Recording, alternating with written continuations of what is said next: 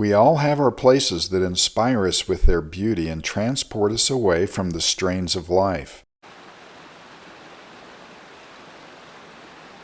Amazingly, there is another level of wonder in these places. There are hidden gems of history within them, giving us even more appreciation for the world we live in. Hello, I'm Myron Cook. I'm sure glad to be here on this beautiful, cool spring day in Arches National Park.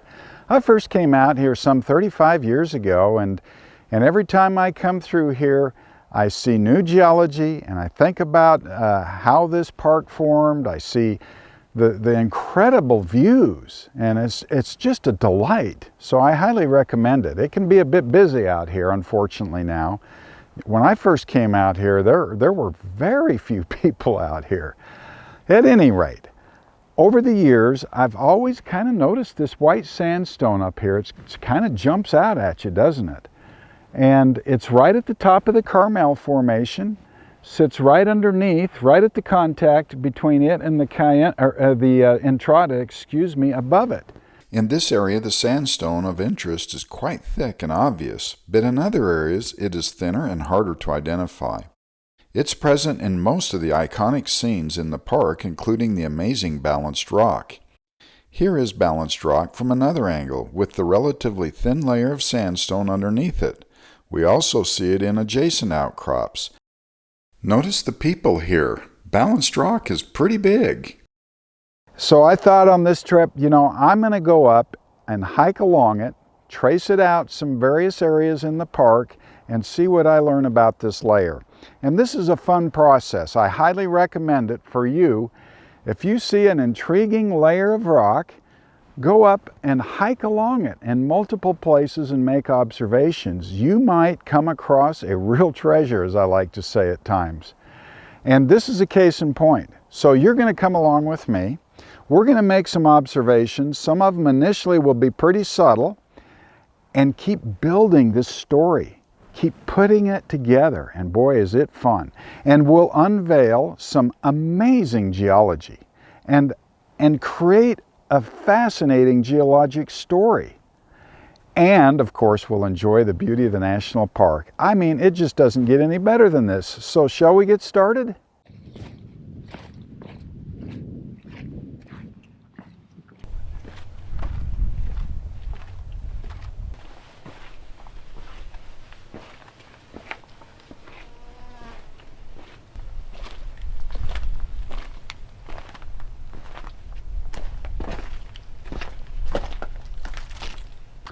Well, I think we've come to a good place, so I took off my pack, put it in the shade, and want to point out some things. Now, the first thing I want to ask you, I love to ask questions that make you think, oh boy, here we are. In this scene that you're looking at, where is this white sandstone that we're interested in that I've mentioned? Well, the obvious first guess would be this sandstone. It is a sandstone that I'm standing on. No, that's not it. It turns out that there is this sandstone, then there's a mud layer that erodes way back underneath here. This is important, I'll come back to that in a minute. Then there is a sandstone here, this red one. Right up, you can see the contact just above where I can reach, and then there's some siltstone above that, and then on up to another sandstone. But it turns out this is the sandstone, and if you follow it with me, right around the corner, you'll see it's white over there, right where the water pours off that little lip back there. And that's because staining in this red rock country, in these desert countries, if you have red, this siltstone and stuff above it, you often just stain everything. But if you get looking carefully, if I could, I can't do it here in the national park, I could chip this with my rock hammer and see that it's actually white. In fact, I see some very nice white sandstone here and here. Oh, and here's a nice little surface here, hand-sized surface here. So it is this white sandstone that we're so interested in. With the information we've learned so far, I think it's time for a quiz. Where do you think the sandstone is in this outcrop? The great sheer face of sandstone is the Entrada Formation, and underneath it is the Carmel Formation, including where the highway is. And the sandstone, of course, is going to be right between them. It's not very obvious because it's stained red. Here it is. Now, we've gotten lucky here.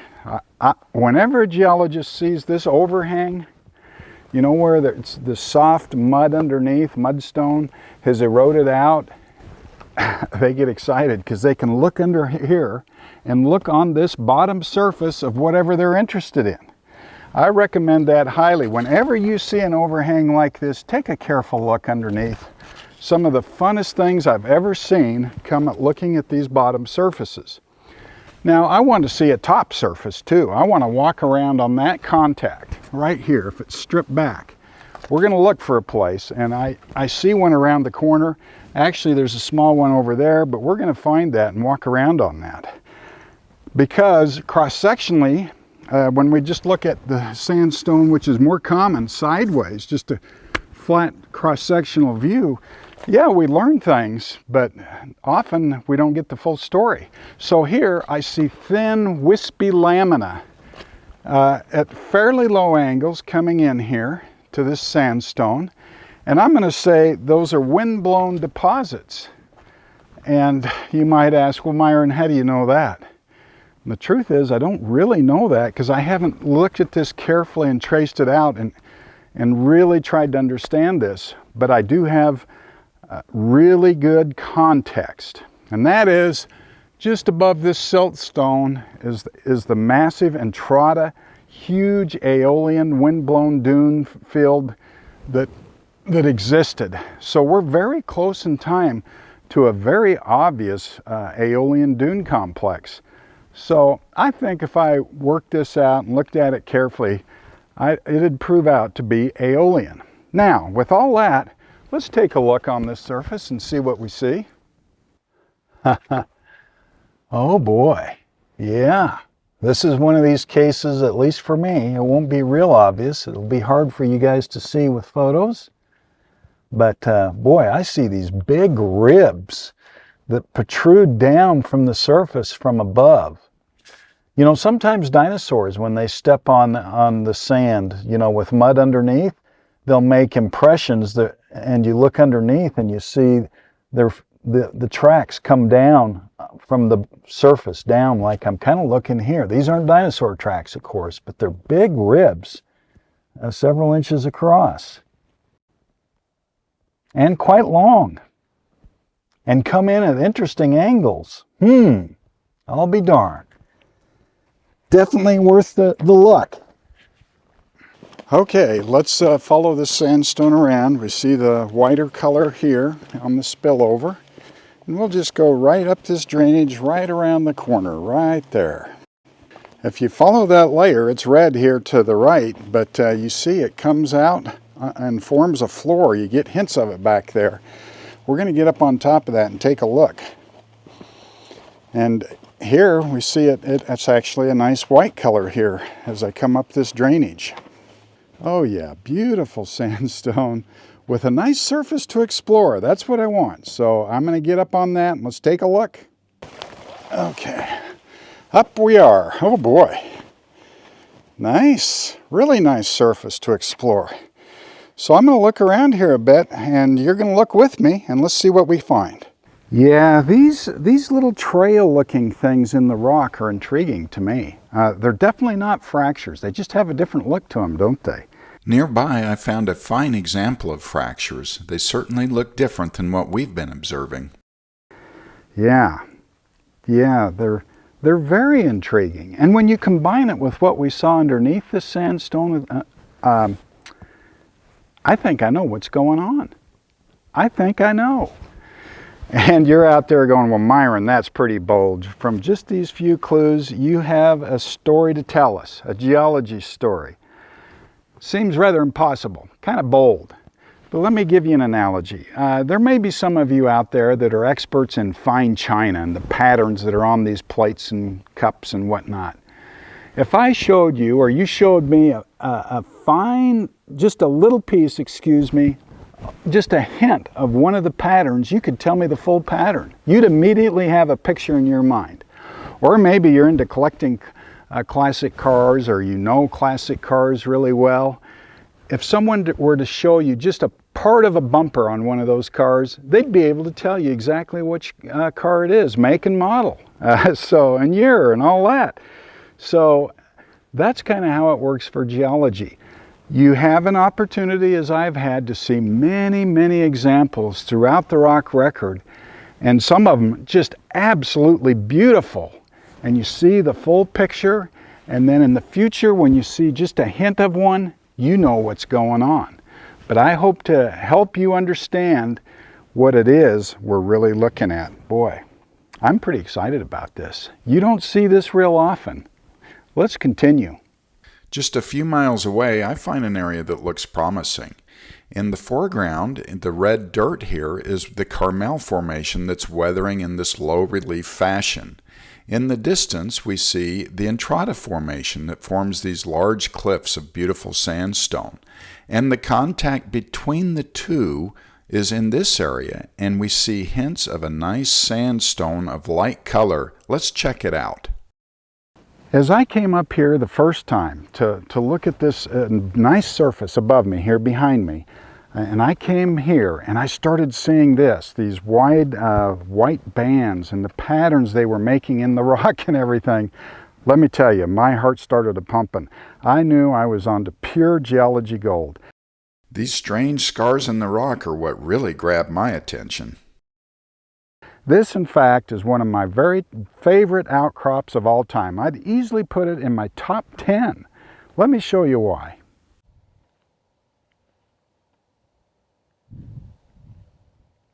This outcrop makes it very easy for me to imagine this region 160 million years ago. I literally feel like I have transported myself back in time. It's a wonderful and mesmerizing experience.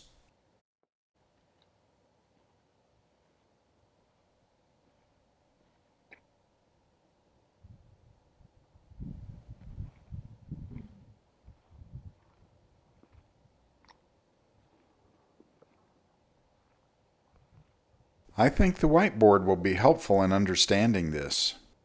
The world 160 million years ago. Now, this is a cross-sectional view, and I'm sorry, folks, I can't sketch my tree here. It is just so hot and desolate. This environment here is 130 degrees during the daytime, super arid, like the modern Persian Gulf. Abu Dhabi, I love to say Abu Dhabi.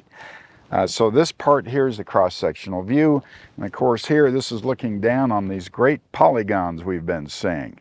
So over to this super arid environment with just very shallow seas here coming into the coast right here, because it gets deeper, of course, out here.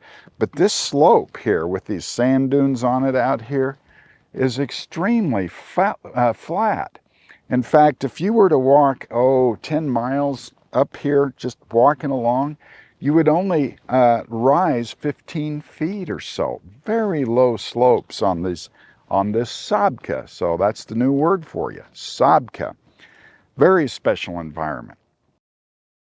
To see a modern sabkha, let's go to the Persian Gulf in Saudi Arabia.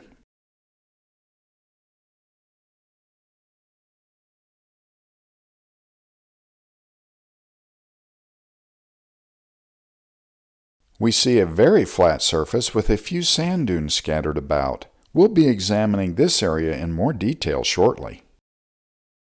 So in these environments, we have rock that's being deposited, sediment I should say, that's got some permeability in it, some ability to contain fluid and move fluid through it, and we have seawater that has infiltrated and is in there.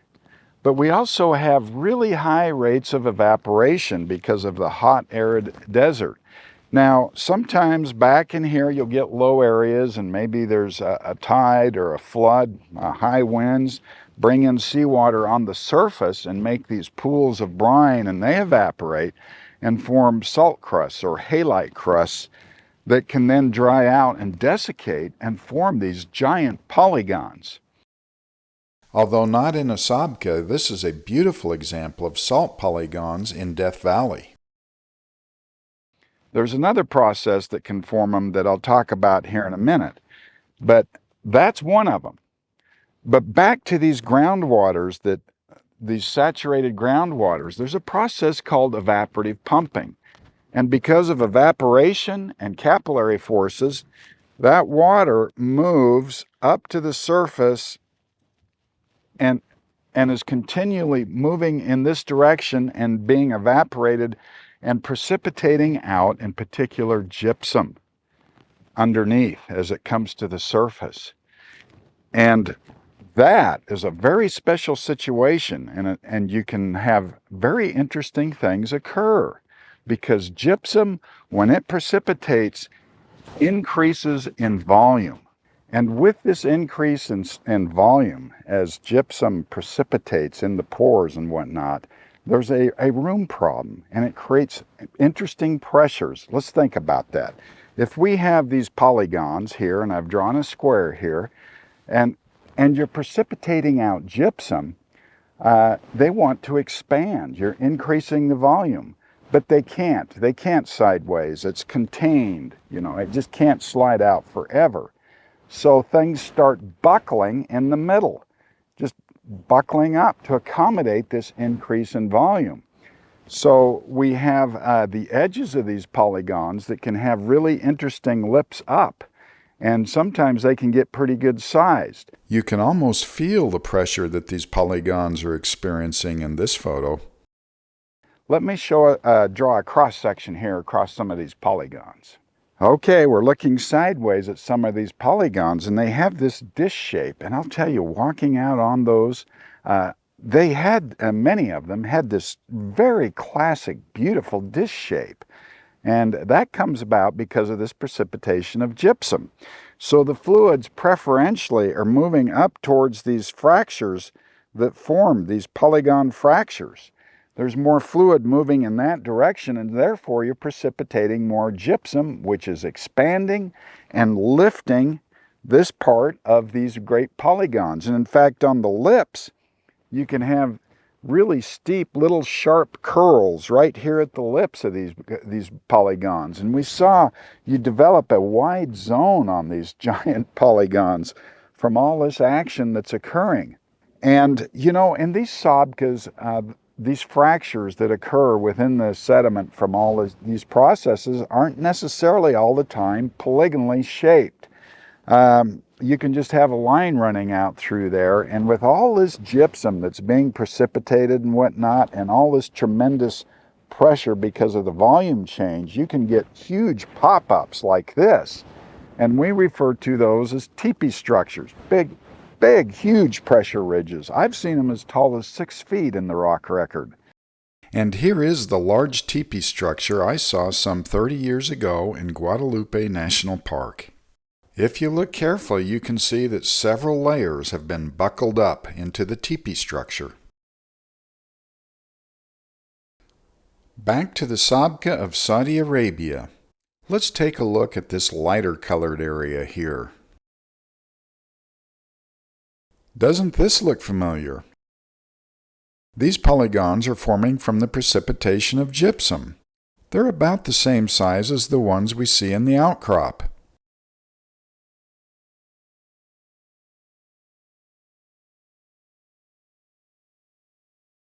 So really cool process to think about. One comment I'll make about the size of these polygons. There's so many factors involved in that. It's the thickness of the sediment that's drying out, desiccating.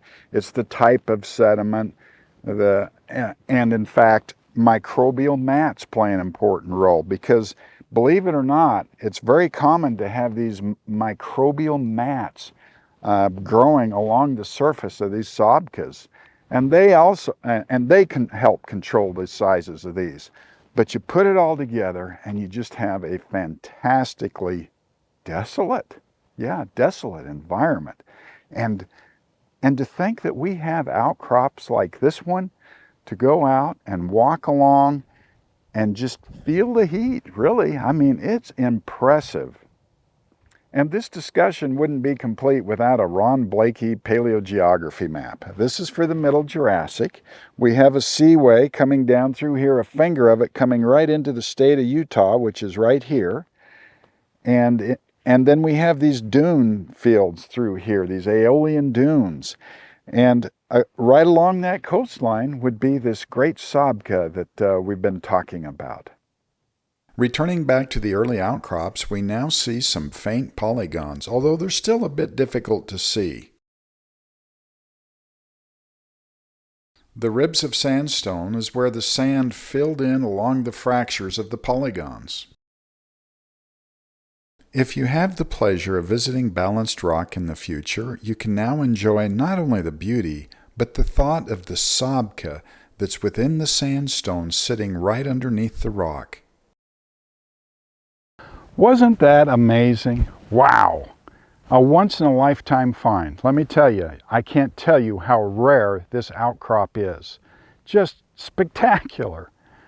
Now, to me, this shows you how you can go out in your own part of the world, start making observations, following some formation layers or a particular bed. You know, it doesn't have to be a great big formation. Trace it out, make some observations, and you might stumble onto pure gold. I hope you enjoyed this video. It was sure a pleasure making it. I'll see you next time.